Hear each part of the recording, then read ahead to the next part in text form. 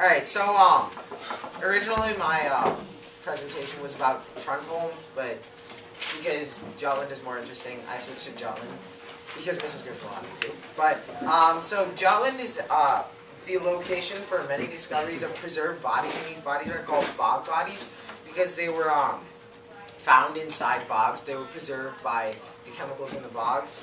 And, even though right here the map looks like it's a huge section of Denmark, it's actually not, because most of the bodies were found either they're either found in the they're either found in the top right corner or the very northern part of Denmark. And so these bog bodies are some of the best preserved bodies in the world because they were preserved in sphagnum peat bogs, which are up to 95% water, but are mostly made out of structured plant decaying material. They're extremely dangerous to walk on because you never know like where you're going to fall and where there's solid ground. But the main thing is that the pH level is acidic, and that favors the preservation of soft human tissue like hair and skin. And so almost all of the organs and contents of the organs are still preserved, and that allows us to understand the pathologies, the sicknesses, the chronic illnesses, the food that they ate, and things like that. But most of the bodies recovered are from either before 8000 BC, which is when a woman drowned and was recovered, and then put in a peat bog, buried, or until 280, which is when a girl named Yede Girl was buried after being killed. Almost all of these bog bodies were killed violently because most of them have broken spines and fractured skulls, but quite a few actually, were hanged, demonstrating capital punishment. I'll get to that later. And there are many famous bog bodies. Maybe you didn't hear about them, but they're actually quite famous in Denmark. The Lindau Man, Osterby Head, those two are in England, the British Isles. But Yede Girl and Grauwalleman and Tollenman are from Jutland. And so some of these pictures are a little strange. Alright, so I'm going to start with Grauwalleman. So this is Grauwalleman, this picture right here, and he was killed with a lethal cut to the neck through the interior carotid and exterior carotid arteries and the internal jugular vein. So the cut was basically like right here, and you can see the cut right there. And so here's just like a picture of his hand that shows the detail with the fingerprints and almost everything that are preserved by the bogs. And he had a broken leg, which indicates that he could have been in a fight because immobilization was necessary, but it's certainly ante-mortem, before death. And his cranium was bent in from the 7 or 8 feet of bog he was underneath. But it's important to remember that his cranium wasn't fractured because when you put bones into an acidic environment, the calcium, being an alkali earth metal, it is leached into the acidic environment because it's basic. So then the bones become flexible and they don't break even when they're under extreme pressure.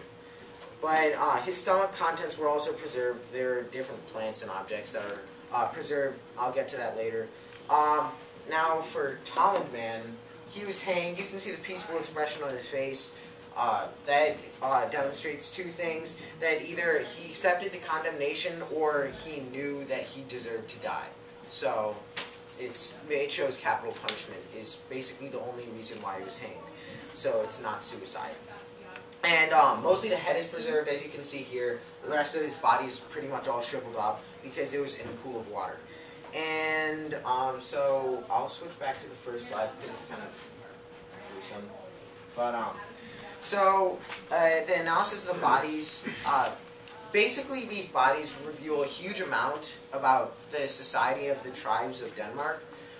So I'll talk, like I said before, I'll talk about Grauwalleman's stomach later. But on Tollenman's hanging, it's one of the most prevalent forms of capital punishment that has been seen in ancient world history and early modern history, about up to the 1800s, late 1800s, when more efficient methods were developed, like the electric chair. But Tollenman was being punished for something, one of two things: probably. Cowardice on the battlefield, because he left a battle when his tribe was defeated. Basically, cowardliness was punished with death. And he was possibly killed as punishment for crimes like theft or murder. And so now for Growlbally Man's stomach, that reveals a ton about agriculture and rituals. This is probably the most interesting part about bog bodies. Inside his stomach were grains such as emmer, spelt, rye, hulled and naked barley, and oat. That shows that even though Jutland had almost no nutrients in the soil, there was still agriculture while the nutrients were washed out by glacial meltdowns during the Ice Age.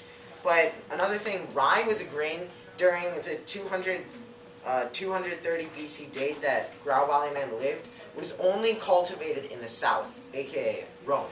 So that shows two things. Although the Germanic tribes and Roman traders warred, they still had contact and traded, and that's also supported by the fact that there were 3 early Roman copper coins that were found in several archaeological sites in Jutland. And also, that led to the accounts of Tacitus, who was a Roman historian and politician.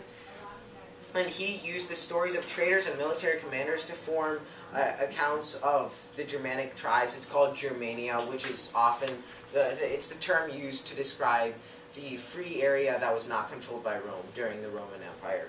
And I'll bring this book up later.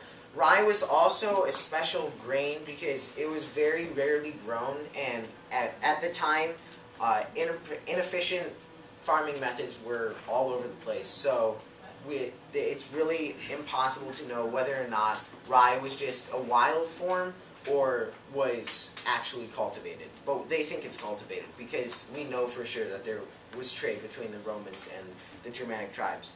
But also, because rye was rare, it's possible that Growlbally Man was actually given, he was given the special food because he was killed only several hours later. So we think that it's possible that he was part of a ritual killing.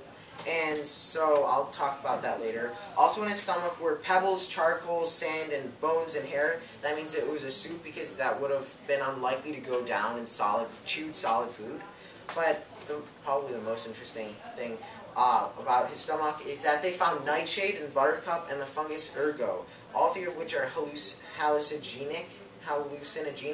And ergo is actually the first base for the drug lysergic acid dithymolide, or LSD, which you might have heard of. That leads to the belief that Growlbally Man was killed. Alright. So this shows that the Danish society had human sacrifice, because combined with what I talked about before, Germania by Tacitus, it shows almost for certain that there's human sacrifice. But this is also it's also a popular belief that the buttercup and the nightshade just grew as weeds in the farming fields. And then the last thing, they found at least 30 skulls in Jutland alone that had circular holes in the cranium. That's probably either a result of a medical procedure or a religious procedure.